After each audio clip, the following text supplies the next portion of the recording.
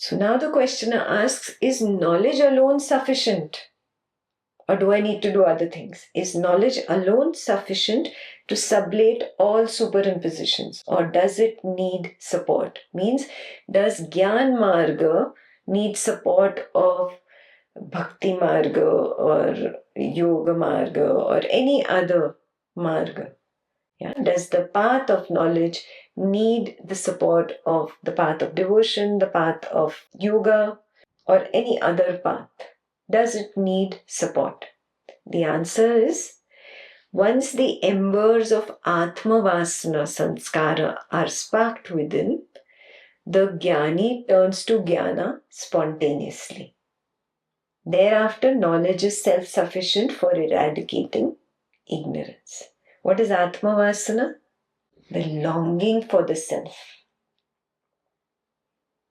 When you are ignorant and lost in the waking world as the waker, there is Loka Vasana.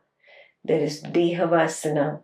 Loka Vasana is longing for the worldly pleasures. Deha Vasana, longing for personality, being a better personality, better looking, more intelligent, smarter, etc., etc., etc. In the waking world, there's also Shastra Vasana, running after scriptures, yeah, seeming to be very spiritually attained to the other wakers. That is the Shastra Vasana. What is Atma Vasana? The actual turning away from these three, worldly, personality and scriptural Vasana. The actual turning away from these three Vasanas and thirsting only for the self. Only the self. That is Atma Vasana. That is the Atma Vasana Samskara, which is there in the infinite witnessing field. It is not personal. Ekta doesn't have her personal Atma Vasana Samskara and Bhavani has her Atma Vasana Samskara. It doesn't work like that. It belongs to the infinite consciousness field. It gets sparked. That inner sparks are constantly twinkling. Only that witness, that which turns in, becomes the Jnani. That witness that chooses to stay with the Loka Vasana, Deha Vasana and Shastra Vasana, he is the Ajnani. He is still caught up as the waker. Only that witness that recognizes, oh, all this is futile, turns in. He has recognized that inner spark of Atma Vasana. It is always there. He was only ignoring it before. When he turns in, knowledge is sparked. Knowledge is sufficient then. Then he doesn't need the world. In fact, the world and these worldly practices of devotion to an external guru, worldly practice of rites and rituals on the path of yoga, and getting stuck in reading and memorizing scriptures and saying the Sanskrit perfectly, all this, you get stuck in all this as the waker. Then you will never be able to go beyond in your Swapna Nidra Jnana Sadhana and recognize the dream consciousness and the deep sleep consciousness. You are that. But you yourself are creating a wall, a block. You are stuck as the waker. You are not even recognizing that you are the waking consciousness. Initially, as the waker, it's okay. Like for a little child, primary school is required. But a point comes where you have to mature and go to high school. You have to go to university. A school dropout can continue here, but somebody who graduates and goes further to higher studies, he is a Jnani. For him, knowledge is self-sufficient for eradicating ignorance. This is clear? Now, how do I see this in my direct seeing? The eye seeking its identity is like a fish seeking the ocean. It's silly. It is in the ocean and it's looking for the ocean. So, on realization of the futility of looking for what it is in, it pauses its search. That pause is the recognition. Oh, this is futile. Lokavasana, futile. Dehavasana, futile. Shastravasana, futile. It pauses its search. It lets go of these three. Now it's standing alone. Now it doesn't know what to do. It's standing alone. There's nothing. No asana. No asana. Nothing to cling on to. It collapses. And it finds its true nature. Yeah, that is Atmavasana, making it collapse. Then it quits clinging to these false vasanas. The worldly vasana, the personality vasana, and the scriptural vasana. These are all false. It quits clinging to these. It only now holds on to the Atmavasana, even if it turns out, this is the most important part, even if it turns outside now and looks at all these vasanas, now it knows this is illusory. This is illusory. The illusion is doing its job of trying to enamor me. It's trying to enamor me, but it's unable to reach me. Why? Because I'm holding on to my Atmavasana. The moment you let go of Atmavasana, you'll see you'll get trapped in some worldly pleasure, you will get trapped in some personality pleasure, you will get trapped in some scriptural pleasure. If you hold on to the Atmavasana, you will see them all dancing at a distance. Where are you? Have you reached the point where knowledge eradicates ignorance or not yet? So this is a very important journal point for you. Am I holding on to the Atmavasana or do I let it go again and again? Yeah, you have to grasp onto it because you're not enlightened yet. To ensure that you do not slip, you have to hold on to the Atmavasana. Okay? That brings us to L32. Next question is the superimposition of ignorance on Paramatma, on the pure consciousness, or is it on the Jivatma, the person? So the answer, you know, the ignorance is superimposed on the pure consciousness. Under the illusion of this superimposition, the Paramatma assumes itself to be Jivatma. And when the illusion vanishes, there remains only Paramatma. Yeah? In English, the pure consciousness itself assumes to be this person. And all this is happening only because it doesn't know who am I. When this illusion vanishes that, oh no, I am not this person, reality is then found. Then there remains only Paramatma. Means what?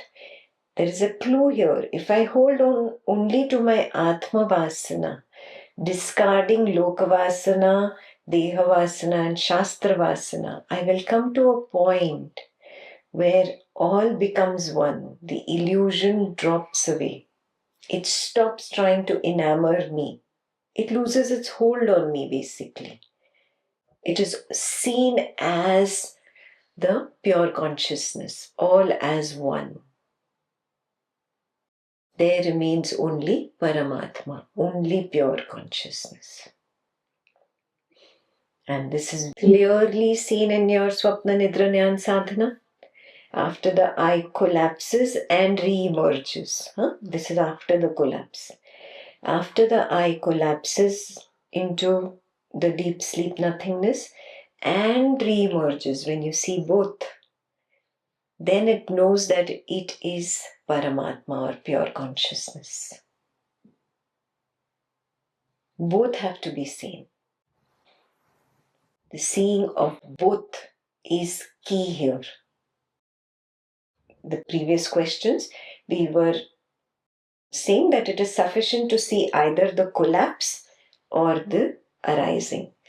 But to come to this higher level, both, seeing both the collapse and the re-emerging from the deep sleep nothingness, that is a prerequisite for it to recognize, oh, I am pure consciousness. Yeah? So question for yourself. If you do not recognize that you are pure consciousness yet, could this be the reason that you have not recognized both the collapse and the re-emerging? Both. Then what happens? It recognizes that all this superimposition, this body, mind, and this world, superimposition, this will still continue. But its grasp on the I has diminished. And what has happened? The most important thing, the Atma Vasana Samskaras have eclipsed the Anatma Vasana Samskaras. The samskaras of the longing for the self have eclipsed the samskaras of longing for the non-self. And then the I merges with Paramatma. Means you start seeing everything as oneness. Everything is one. Everything is the pure consciousness. There is nothing else other than the pure consciousness. Is this your seeing yet? Have you reached here?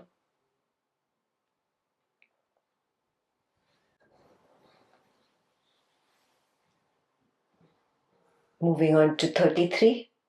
Questioner asks, Maya creates the bondage. Does knowledge sublate superimposition along with destroying the veiling and projection powers of Maya? Are both the Mayas also going to be destroyed along with superimposition? That is the question. Is this clear? Question is clear? The answer is, on enlightenment, avidya samskara is destroyed. Avidya samskara? The impression of ignorance is destroyed. But when videha mukti happens, liberation from this waker's body happens, that time the ignorance samskara, or that impression that is deep-seated, that brings up all these arisings, the beginningless ignorance samskara that brings up the beginningless arisings. When will this whole thing get destroyed? When this body-mind person is no more, when liberation happens from this body-mind person. The veiling power associated with the ignorance too is destroyed. Means I am walking on the dark path and I see a snake, I'm afraid. This is ignorance. I look carefully, I see the rope. Oh, that moment, ignorance is destroyed. So, avidya is destroyed. Avidya samskara is not destroyed. Avidya is destroyed. I can continue on that same path, on the same dark night, and again see another rope and again jump. Again, avidya has popped up. Again, I look carefully. Oh, it's only a rope. Avidya is destroyed. Ignorance comes up, ignorance gets destroyed. Ignorance comes up, ignorance gets destroyed. Ignorance samskara is not destroyed. That is why it comes up again, no? I'll continue walking again after a few miles, again I'll see a snake there. Do you understand this? So ignorance samskara will get destroyed only at videha mukti, liberation from this body. Ignorance gets destroyed again and again by the knowledge, but again the ignorance samskara triggers another ignorance. So the veiling maya associated with that little vidya kept getting destroyed. I saw the rope and I'm like, the veil is destroyed when I see the rope. Then simply I jumped, simply I reacted. So the veiling Maya associated with the avidya too is destroyed. Example, the snake avidya is destroyed as knowledge unveils the rope. Means what? Means projection is not destroyed. It's not answered directly, but that is what is implied there. How will I see this in my Swapna Nidra Jnana Sadhana? After the I collapses into the Paramatma, the veiling is destroyed, means there is no more dream character, no more dream world, no waking character, no waking world. Veiling is destroyed. So I see it very clearly. Oh, now the confusion is not there. I still am. I know the absence. I still am. But again, next morning what happens? Again, I comes up. Again, the veiling is there. Again, the dream character is there. Again, the dream world is there. Again, waker is there and waking world is there. Oh, the veiling comes back. Again, moving away from this, the veiling gets destroyed. Again, it comes back. Again, it gets destroyed. So you see this? This is going to continue till Videha Mukti. A deeper way to see this? The veiling of this waking world gets destroyed the moment there is no waker. In the dream, there is no waker. So there is no confusion about the waker, the waking world. There is nothing there. It's all destroyed. In the dream, this veiling is not there. But the projection of the dream is continuing. Now you move from the dream, you go to the deep sleep. Veiling is destroyed of the dream. But the projection of the deep sleep, of the absence of the waking and dream is the projection here. It is not destroyed, it still continues. Is this becoming clear?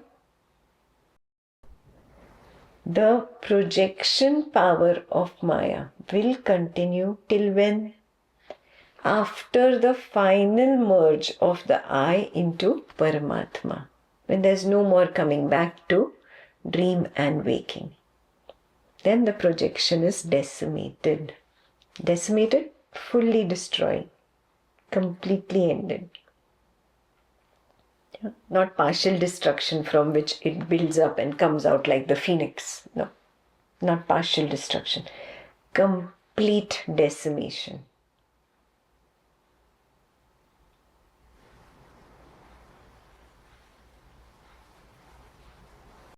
So what is this point telling me? It's telling me that this projection will continue. My job as the jnani is to not be enamored by it anymore. My job as the jnani is to stay at a distance and maintain that distance and never ever get bitten again by the snake at 99 and come back down. No. What will ensure I don't come back?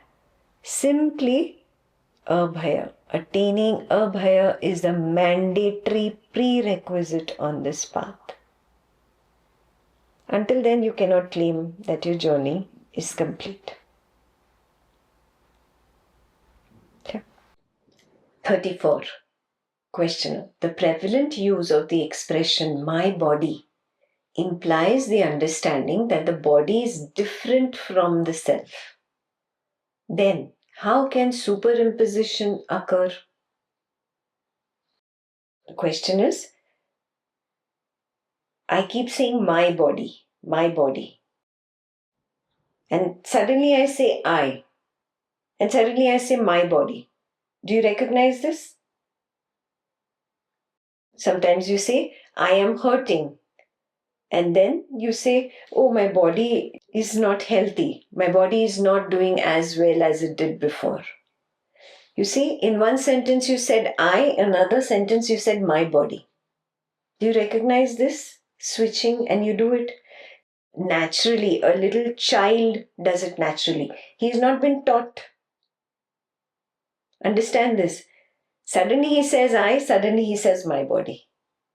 Similarly, you suddenly say I, you suddenly say my body. So the question is asking, the prevalent use of the expression my body implies the understanding that the body is different from the self. That means I have the understanding that the body is separate and the self is separate. That is why I said my body. My means I is separate and this body belongs to me. I have this understanding. But then why does superimposition occur when I have this understanding? That is his question. So the answer is lack of extensive application of discrimination. Discrimination, viveka. There is lack of application of viveka. Between what? Between that which is self and that which is not self. Because of this lack of discrimination between self and not self, there is superimposition.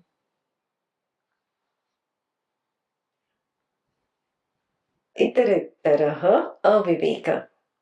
Lack of discrimination between body and consciousness. Itarataraha aviveka. Means what? You have to really give it enough attention. He says it's very, very important that this viveka, weeding out the non-self from the self, doing this continuously is essential. This weeding out must be a continuous process. Clear? Because you have not been doing this weeding out, you're not applying viveka, you're not using discernment between self and non-self. And that is why there is superimposition. You should have questioned yourself, oh, I say so many times my body and I only say so many times I. And why? You should have questioned yourself, but you didn't. This is called lack of enough viveka. Swapna Nidra Jnana Sadhana, the I recognizes suffering in identification with arisings. You say, oh, this is suffering, this is suffering, this is suffering. What does that do? That recognition of suffering, it triggers a discernment, a discrimination, viveka, of its witnessing nature as opposed to that nature of non-self.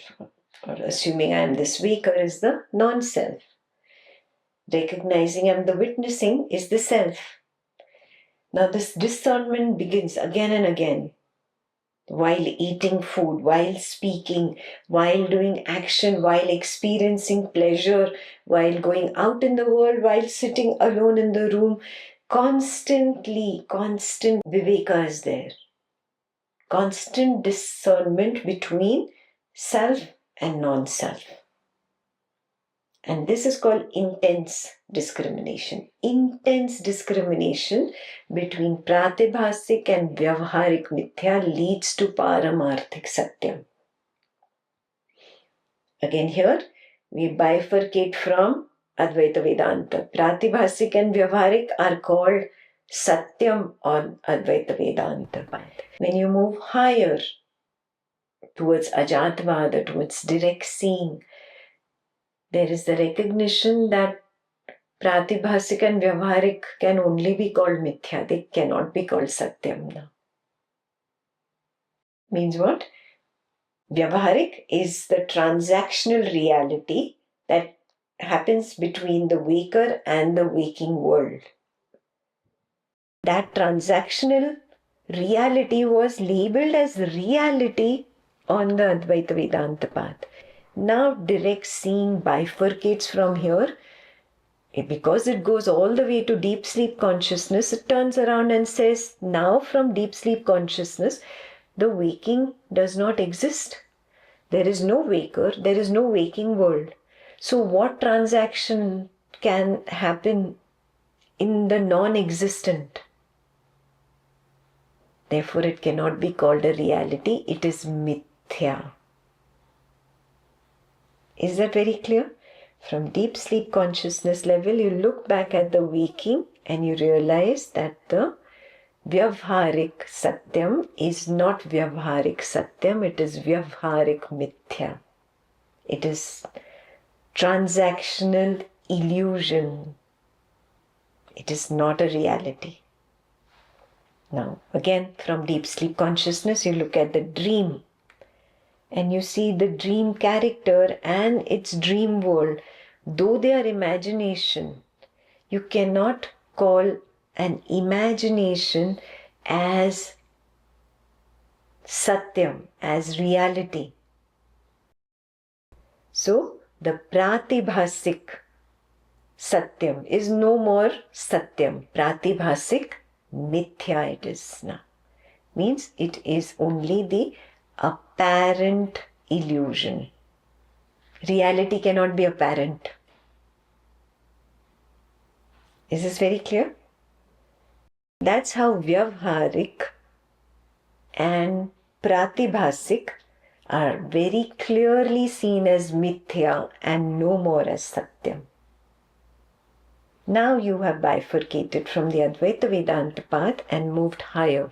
You're moving towards Gaudapada's path, the path of direct seeing.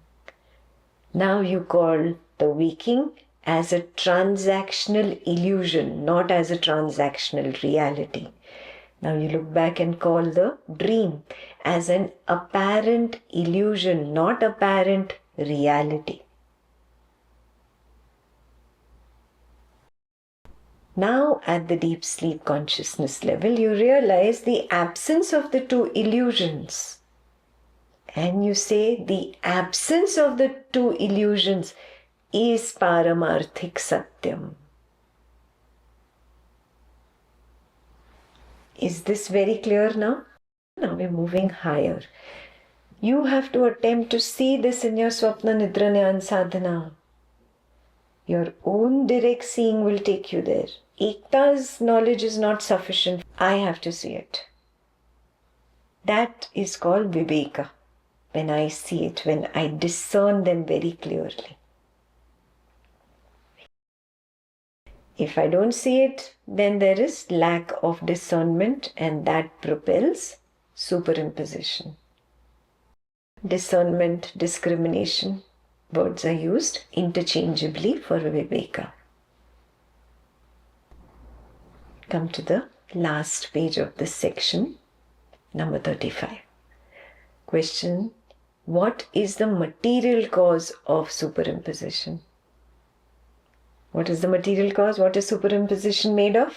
It is made of mithya ajnana, illusory ignorance.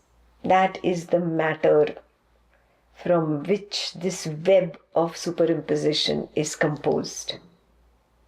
It is the material cause.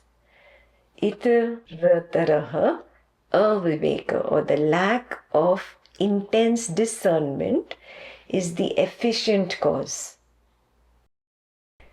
When I don't apply viveka or discernment or discrimination, then I stimulate the superimposition. That stimulation is called the efficient cause.